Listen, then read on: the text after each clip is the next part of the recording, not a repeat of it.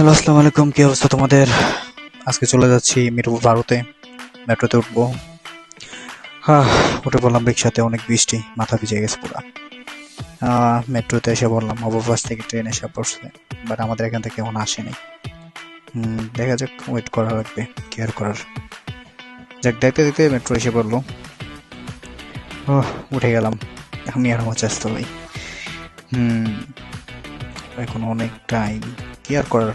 তো চলো শুরু করা যাক। আজকে আমরা যেখানে চলে যাচ্ছি ওটা হলো গিয়া মিরপুর 12, একটা ভাইরাল জায়গায় কাচ্চি খেতে। এসে বললাম কাছাকাছি মেট্রো থেকে নেমে। এবার চলে যাবো রিক্সাতে উঠতে। মামার সাথে ভাড়া মোকামুলি করে চলে গেলাম এখন আমরা একেবারে কাচ্চি ভাইয়ের সামনে। যেটা মিনি কাচ্চি ভাই বলা যায় এবার, বাট রান্না অসাম। দেখতে যে আপনাকে একটু ঝুম করে দেখে আমি, দাঁড়ান ওয়েট। এই যে এই যে সামনে, মানে এই গলিটার ভিতরে, এটা হলো আপনার ঈদগাহ মাঠ। মেট্রো থেকে নেমেই রিক্সাওয়ালা বলবো যে মামা ঈদগাহ মাঠের ওইদিকে নিয়ে যান, তাহলে নিয়ে আসবেন। পাশে একটা সিটিও আছে।